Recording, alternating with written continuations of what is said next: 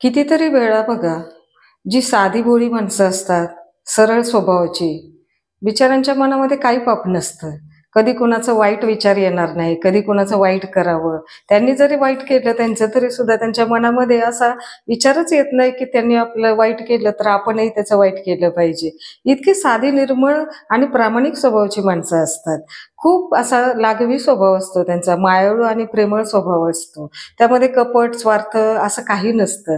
आणि जेव्हा त्यांच्यावरती आघात होतो, जेव्हा त्यांना फसवलं जातं किंवा जेव्हा त्यांचा वापर केला जातो, तर ह्या गोष्टीसुद्धा त्यांच्या लक्षात येत नाहीत. आणि ज्या वेळेला त्यांच्या वाट्याला जेव्हा दुःख येतं, वाईट अनुभव येतात, वाईट घटना घडतात, त्यातून सावरायला सुद्धा त्यांच्याबरोबर कोणी नसतं.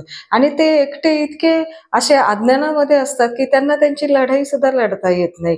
कारण का चौफेर विचार करायची सवयच नसते त्यांना. ते आपले सरळ मार्गी असतात, सरळ विचार करणारे असतात. लोकांच्या मनातले काय गनिमी कावे आहेत, काय डाव आहेत, काय त्यांचे प्लॅन्स आहेत, काय त्यांनी ट्रॅप टाकलेला आहे, हे सुद्धा त्यांच्या मनामध्ये येत नाहीये. आणि ते लक्षच जात नाही मुळात अशा गोष्टींकडं, की आपल्या बाबतीत अशी लोकं वागत असतील, आपल्या बाबतीमध्ये असा प्लॅन करत असतील किंवा असा आपला यूज होत असेल, तर असा असा गोष्टींचा विचारच त्यांच्या मनामध्ये येत नाही. आणि मग ही अशी भोळी-बाबडी माणसं असतात, ही पूर्णपणे त्या याच्यामध्ये दुःखामध्ये, त्या वेदनेमध्ये, त्या संकटामध्ये, त्या दलदलीमध्ये रुतून बसतात आणि त्यातून त्यांना वर काढायला कोणी येत नाही. आणि स्वतः त्यातनं वर निघायचं म्हटल्यानंतर त्यांचे प्रामाणिक प्रयत्न जे असतात ते अपयशी ठरतात, कमी पडतात आणि तेवढी मजल त्यांना गाठता येत नाही. कारण का तेवढ्या ताकदीचे विचार त्यांचे नसतात आणि त्यांना तशी कुठल्याही प्रकारची मदतही कोणी करत नाही आणि त्यामुळे ते जास्तीत जास्त त्यामध्ये रुतत जातात. बाहेर पडायचा मार्ग त्यांना सापडत नाही. कारण का सरळ स्वभाव असतो, निर्मळ मन असतं, जे काही स्वतःजवळ आहे ते अगदी बिनधास्तपणे काढून देत असतात. विचार नाही करत की मी देतोय काय, मला मिळणार आहे काय, त्याचे रिटर्न्स काय आहेत, काही नाही. जे पाहिजे ते काढून देतात स्वतःजवळचं सगळं काही देऊन मोकळे होतात आणि त्यांच्याजवळ काहीच शिल्लक राहत नाही. आणि मग ही जी त्यांची उमेद जी असते ती संपलेली असते आणि त्यांचं मानसिक संतुलन जे आहे ते बिघडलेलं असतं. स्वतःला ते सावरू शकत नाही. धक्का पण खूप मोठा बसत असतो आणि कसं यातून वाचायचं, कसं स्वतःला वाचवायचं, आयुष्य कसं पुन्हा उभं करायचं, जे जमीनदोस्त झालेलं असतं, आयुष्य ढवळलेलं असतं, दलदलीत सापडलेलं असतं, तर याच्यातून मार्ग कसा काढायचा ते यामध्ये भांबरून जातात बिचारे.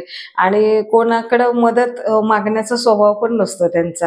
कारण इतके भोळे-बाबडे असतात, की कधी आपलं संकट कोणाला सांगावं, आपली अडचण कोणाला सांगावी, आपली समस्या इतरांपुढे मांडावी, आपल्याला काय त्रास होतोय, आपल्याला काय वेदना होतीये, आपण उपाशी आहोत, आपल्याला पोटभर खायलाही मिळत नाहीये, आपल्याकडं पैसे नाहीयेत, आपल्याला म्हणजे स्वतःला ज्या काही अडचणी येतात त्यांना मांडायची सवयच नसते. कोणाच्या समोर त्यांना रडायची, बोलायची अशी सवयच नसते. अगदी साधी निर्मळ मनं असतात अशा माणसांची.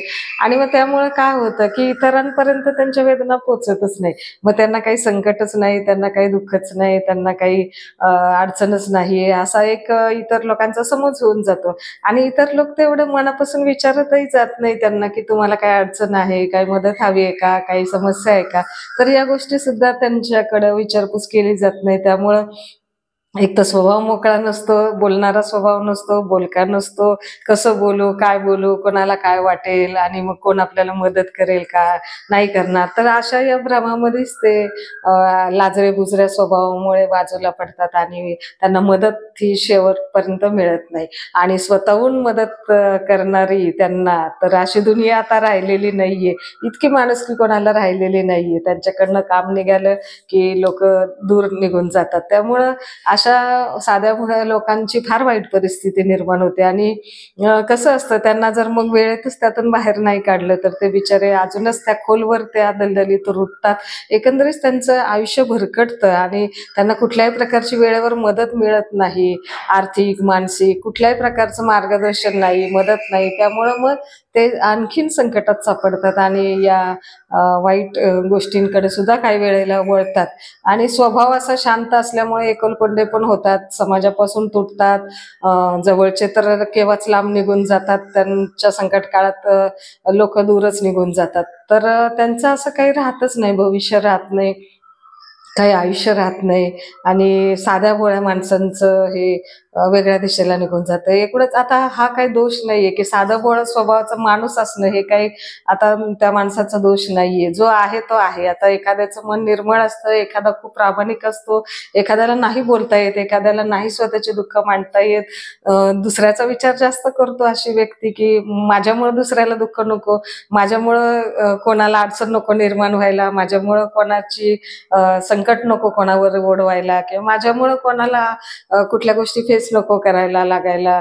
तर अशा गोष्टींचा विचार करत असतात ही साधी भोळी माणसं. त्यामुळे ते स्वतः जास्त संकटामध्ये सापडत असतात. तर साधा भोळा स्वभाव हा एकदम बदलता येत नाही, परंतु वेळेनुसार, परिस्थितीनुसार साध्या सरळ स्वभावाच्या माणसांनी दुनियादारी शिकली पाहिजे आणि अनुभवातून बोध घेतला पाहिजे. पुढच्या वेळेस एक ठेच लागली तर शहाणं झालं पाहिजे आणि स्वतःच सगळ्या गोष्टींचे अनुभव नाही घेत बसले पाहिजे.